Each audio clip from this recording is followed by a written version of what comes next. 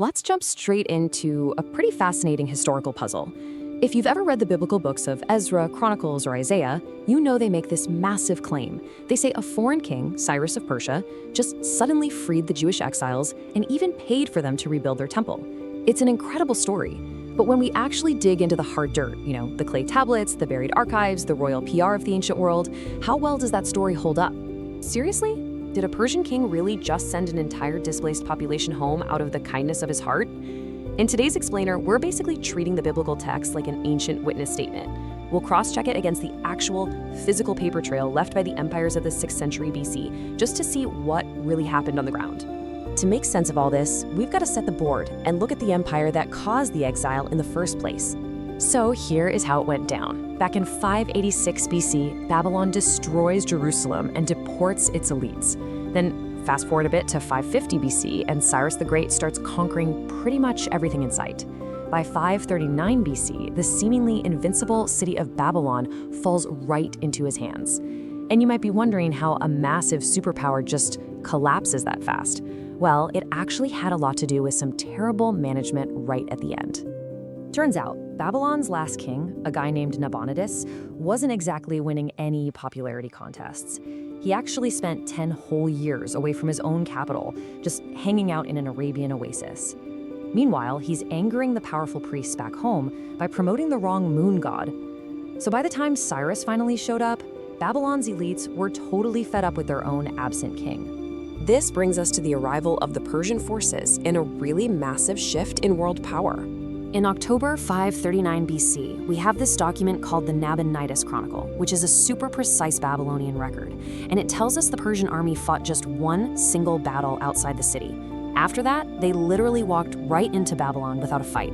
Cyrus basically stepped in as a savior to a city that was practically begging for new management. By taking Babylon, Cyrus founded the Achaemenid Empire. This was essentially the first great world empire, stretching all the way from India over to Egypt. But here's the thing, you don't manage a territory that massive just by swinging swords around. You do it with paperwork. The Persians were master administrators, running this wildly complex, multilingual bureaucracy to keep everything in check. And that perfectly sets up their most famous piece of ancient PR. Enter the Cyrus Cylinder. This was found back in 1879 in the ruins of Babylon. It's this 9-inch clay barrel just covered in cuneiform script. Now, kings usually buried these in foundations just to show off their piety to the gods. But relatively recently, fragments with this exact same text were found in other locations. That means this wasn't just a buried time capsule, it was actually a viral, empire-wide press release. And the text itself is pure propaganda. It totally trashes the old king, claims the gods specifically chose Cyrus, and then it says this: "I gathered all their inhabitants and returned to them their dwellings." This is hard physical proof. Sending displaced exiles home wasn't just some biblical myth. It was official, on-the-record Persian policy. So let's put these sources side by side. The Cylinder talks about restoring sanctuaries and letting exiles return across the Tigris. Meanwhile, the book of Ezra claims Cyrus let Jewish exiles return to rebuild the Jerusalem temple. Now sure, the Cylinder doesn't name Jerusalem specifically, but the playbook is exactly the same. The imperial paperwork backs up the biblical narrative perfectly. Because to really get a grip on this, we have to move down to the everyday paperwork of the ancient world. We've got about 1,700 clay tablets that were discovered in sealed earthen jars in Babylon. And amazingly, these all belonged to a single family across 5 different generations. This is known as the Agibi Archive, which is basically the records of a single, highly entrepreneurial family. It shows us that when the Persians took over, it was pretty much business as usual. But more importantly, it proves that exiled Judeans weren't just locked up in chains. Many of them were buying land, running businesses, and making real money. Which totally explains why, when Cyrus finally said they could go home, so many families actually had the cash on hand to fund a massive temple reconstruction. There's also this great detail later in the book of Ezra. There's a dispute over the temple building, and officials have to dig through Persian archives to find Cyrus's original memo, which is called a dichrona. They don't find it in Babylon, though. They find it way off in Ecbatana, the Persian summer capital. That is an incredibly accurate historical detail.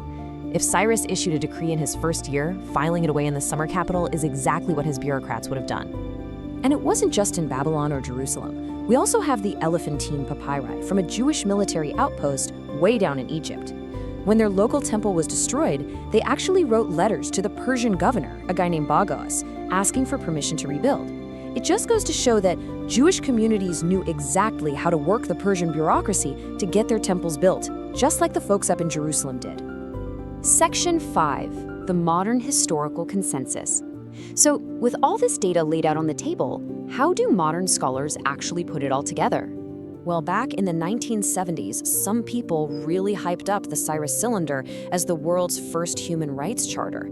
And, it's a nice idea, but modern historians have pretty much debunked that. Cyrus wasn't inventing modern human rights here. He was just playing very smart, very pragmatic politics. The consensus today is that this wasn't one massive, sweeping decree of freedom. The Persians issued highly localized decrees tailored to whoever they were dealing with at the time. In Babylon, Cyrus said the god Marduk chose him. In Judah, he credited Yahweh. By funding these local temples, the Persians kept the priests happy, kept the peace, and, most importantly, guaranteed that those tax dollars kept rolling in.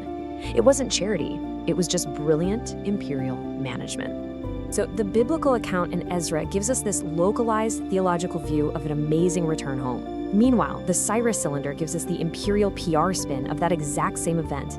They are both describing the exact same reality, just from completely opposite ends of the empire. What the Fact? Follow for more.